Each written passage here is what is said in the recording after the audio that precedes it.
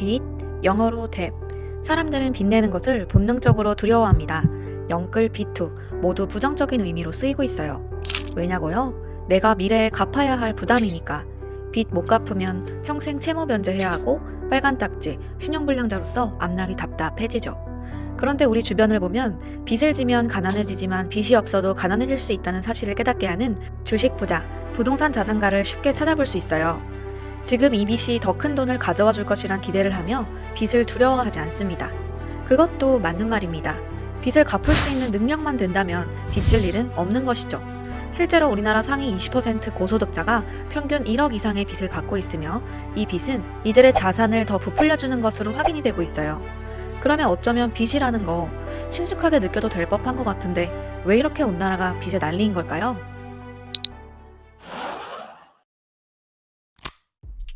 사실 우리는 모두 의도치 않게 빚을 지고 삽니다. 모든 돈은 빚에서부터 시작했으니까요. 이게 무슨 말이냐고요? 기본적인 얘기부터 시작해 볼게요. 어떤 한 섬이 있습니다. 이 섬에는 지폐를 발행하는 중앙은행, 시민들의 돈을 보관하는 은행, 그리고 시민 5명이 있습니다. 중앙은행은 시민들에게 각각 10,000원씩 화폐를 발행합니다. 다들 똑같이 10,000원이 생겼죠. 그러던 어느 날 시민 한 명이 물고기를 떼로 잡아왔어요. 다들 굶주려 있던 터라 가진 돈의 절반을 주고 물고기를 샀죠. 시민 한 명은 30,000원이 됐고 나머지는 5,000원씩 갖게 됐어요. 시민 한 명은 이 중 20,000원을 은행에 저금해 둡니다. 이때까지는 누구도 빚이 없죠. 그러던 어느 날 배 한 척이 등장합니다. 시민 중 한 명이 배를 만들었다며 이 배에 탈 사람은 10,000원을 달라고 합니다. 한 명은 그냥 낼 수 있지만 나머지 3명은 돈이 부족하죠. 은행에 각각 5,000원씩 대출을 요청합니다. 은행은 갖고 있던 20,000원 중 15,000원을 시민들에게 빌려주고 이자로 매달 1,000원을 받습니다. 시민 2, 3, 4는 이자 1,000원이 없어 다시 시민 1에게 1,000원씩 빌리고 이자 200원을 내야 합니다. 그럼 여기까지 한번 살펴볼까요? 한 달 뒤 중앙은행이 발행한 50,000원은 시중에 어떻게 돌고 있을까요?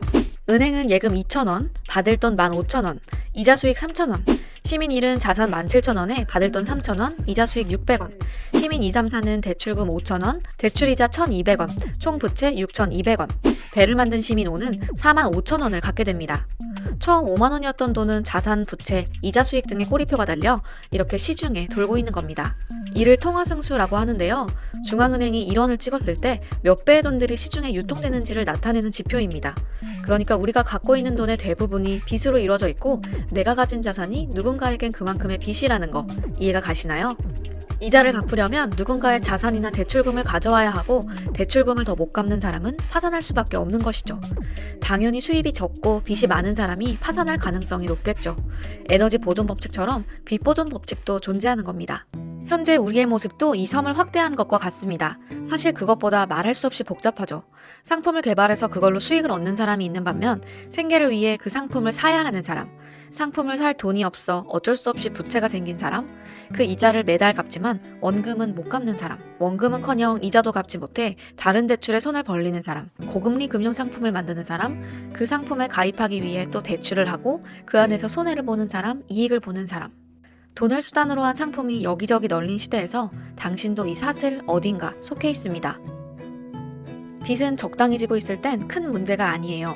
그런데 이 빚이 적정 수준을 넘어가고 팽창했을 땐 작은 충격에도 쉽게 무너집니다.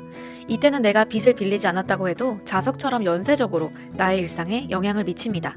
대표적으로 2008년 미국발 금융위기를 들 수 있는데요. 2000년대 초반 미국은 IT 버블이 끝나고 9.11 테러에 이라크 전쟁까지 일어나면서 경제가 많이 어려워졌습니다. 중앙은행은 경기 불황책으로 초저금리 정책을 펼쳤죠. 집값의 일부만 지불하면 집을 소유할 수 있도록 했고 은행에서 집값을 빌리고 이자와 원금을 분할 상환하도록 했습니다. 은행은 대출 채권을 연방주택저당공사에 팔았고 그곳에서 파생상품으로 만들어져 다시 시중에 판매됐습니다. 이자도 높은 데다 당시 부동산이 화랑기였기 때문에 파산 위험도 없어 보여 아주 잘 팔렸죠. 은행은 대출이 가능한 계층을 넓혀 신용도가 낮은 서브프라임 계층에도 묻지마 대출을 해주기 시작했고 더 많은 사람이 집을 살 수 있게 되면서 부동산 가격은 더욱 폭등했습니다. 경기가 회복되는 듯하자 중앙은행은 초저금리 시대를 끝내고 금리를 올리기 시작했고 금리를 올리자 이자를 갚지 못하는 사람들이 줄줄이 파산하며 은행과 투자은행도 연쇄적으로 어려움을 겪었습니다. 대표적으로 당시 158년의 역사를 가졌던 리먼 브라더스가 파산할 정도였으니 어느 정도였는지 짐작이 가시겠죠? 이 대표적인 금융회사가 파산하며 미국뿐 아니라 전 세계적인 금융위기가 찾아왔고 세계 채권들이 자국으로 회수되며 글로벌 금융위기가 촉발됐습니다. 부채 비율이 이미 많은 상황에서 금리가 오르자 부채가 자산을 넘어서며 도저히 소득으로 감당할 수 없는 수준으로 불어난 겁니다. 대출은 또 다른 대출을 낳았고 그 결과는 파산이었습니다. 아까 서만의 시민 2, 3, 4가 다음 달에 겪을 일들인 거죠. 시민 1과 2는 배도 타고 고기도 잡고 이자도 받으면서 자산을 불릴 수 있는 거고요. 결국 더 많은 빚을 진 사람, 빚을 갚을 여력이 없는 사람들이 파산할 확률이 높고 버틸 수 있는 사람들은 더 큰 부자가 될 확률이 높습니다. 말 그대로 꼬박 월급이 나오고 금리가 오르더라도 매달 월급의 일정 부분을 원리금으로 낼 수 있는 사람, 사업에 성공해 당장 수익이 많은 사람, 원리금을 낼 필요가 없는 사람, 남의 부채를 자산으로 갖고 있는 사람이 위기에서 살아남고 이들의 자산 가치는 더 올라갑니다. 반면 매달 월급이 일정치 않은 자영업자, 소상공인, 회사가 부실해 경제 위기가 왔을 때 실직할 수 있는 사람, 월 소득이 적어 부채를 감당할 수 없는 사람들이 파산할 가능성이 높습니다. 이제 빚으로 부자가 될 수도 거지가 될 수도 있다는 말 이해가 가시나요? 그런데 잠깐 궁금한 게 생기죠? 내가 빚을 못 갚으면 그 빚은 다 어디로 갈까요? 파산하기 전에는 채무자가 모든 손해를 감당해야 하지만 파산 이후의 채무자의 불행은 채무자에게만 미치지 않습니다. 사람들은 갚아야 할 빚이 있고 꼬박 이자를 내야 하기 때문에 돈을 쓰지 않게 되고요. 그렇게 되면 상품이 팔리지 않고 문을 닫는 회사가 많아집니다. 자연스럽게 실업률이 올라가겠죠. 그러면서 경기 침체가 가속화되고 상품의 값이 떨어지면서 각 가정의 자산 가치도 떨어집니다. 직접 채무를 지지 않았어도 채무자를 상대로 제품과 서비스를 판매했기 때문에 개인의 부채가 지역 전체, 국가 경제에 부담이 되면서 모두의 문제가 되는 것이죠. 그렇기 때문에 누구든 남의 파산을 넉넉히 볼 수는 없는 일입니다. 그럼 중앙은행이 직접 화폐를 찍어내 그 빚을 갚으면 안 되냐고요? 그런 나라도 있었긴 합니다. 짐바브웨의 무가베 대통령은 2000년 토지를 국유화하고 재분배하는 과정에서 경제가 어려워지자 화폐를 계속 찍었고 이를 국고로 썼습니다. 이로 인해 짐바브웨는 2000년대 초부터 2009년까지 물가가 5천억% 오르며 상상을 초월하는 물가 상승률을 기록했습니다. 짐바브웨 달러는 세계에서 가장 가치가 낮은 화폐로 전락해버렸죠. 약 1조 짐바브웨 달러가 계란 3개 가격으로 전락하고 말았습니다. 결국 짐바브웨 정부에서는 2009년 자국 화폐를 모두 폐기 처분하고 미국 달러를 공용 화폐로 채택하는 지경까지 갔습니다. 이와 비슷하게 베네수엘라에서도 니콜라스 마두로가 지폐를 계속 발행해 뿌리는 바람에 베네수엘라 지폐의 가치가 심하게 떨어져 종이의 무게대로 환율을 정하는 일이 발생하기도 했죠. 그렇다면 빚이 너무 많아서 터져버리기 전에 다 같이 빚갚기 운동 같은 걸 하면 안 되는 걸까요? 그게 또 어려운 것이 우리가 빚을 지지 않기 위해선 무언가 포기해야 하는데 그걸 누군가에게 특정할 수 없습니다. 쉽게 말해 집이나 주식을 포기해야 빚을 갚을 수 있는데 내가 포기하면 또 누군가는 그 집을 사고 주식을 사서 그 돈으로 자산을 늘립니다. 어쨌든 버텨서 경기가 회복되면 그 자산 가치는 올라가고 갖고만 있어도 돈을 벌 수 있으니 쉽게 포기하지 못하는 것이죠.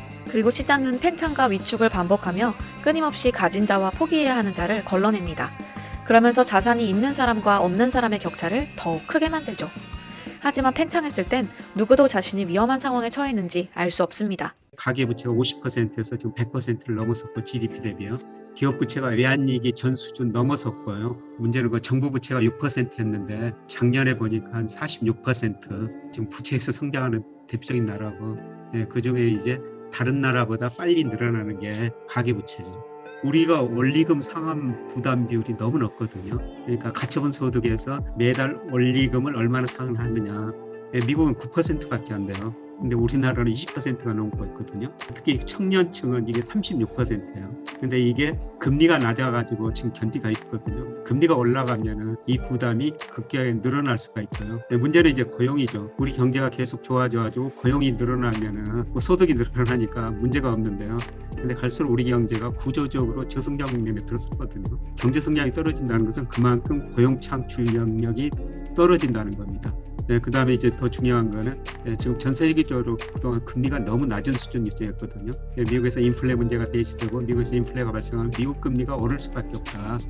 미국 금리가 오르면은 우리는 미국처럼은 안 오르겠지만은 금리가 어느 정도 오를 수밖에 없죠. 그러면 이 원리금 상환 부담이 크게 늘어나가지고요. 더 문제가 될 수밖에 없습니다. 금리에는 미래의 경제성이 미래의 물가가 들어있는 거거든요. 사실 우리 금리가 지금 굉장히 낮은 수준 유지하고 있는 거는 앞으로 경제 성장률이나 물가가 그만큼 오르지 않을 것이다. 특히 경제 성장이 많이 떨어질 것이다. 저금리는 이런 의미를 담고 있는 거거든요. 그래서 저금리 의미를 다시 한번 생각해 볼 필요가 있는 것 같습니다. 이런 의미에서 보면은 지금 금리가 낮다고 그 돈 빌려가지고 위험한 자산에 투자하는 것은 오히려 더 위험해 보입니다. 지금까지 부채가 과연 무엇인지, 특히 누구에게 위험한지 알아보았는데요. 지금 우리에게 필요한 것은 앞으로 초저금리 시대가 끝이 날 때 내 소득이 부채를 감당할 수 있는지 꼼꼼히 계산해 따져보는 자세가 무엇보다 중요해 보입니다. 다음 영상에서도 우리 삶 속에 스며든 경제 이야기를 찾아 재미있는 캠핑을 떠나보겠습니다. 지금까지 여러분의 캠핑 친구 버디 유나였습니다.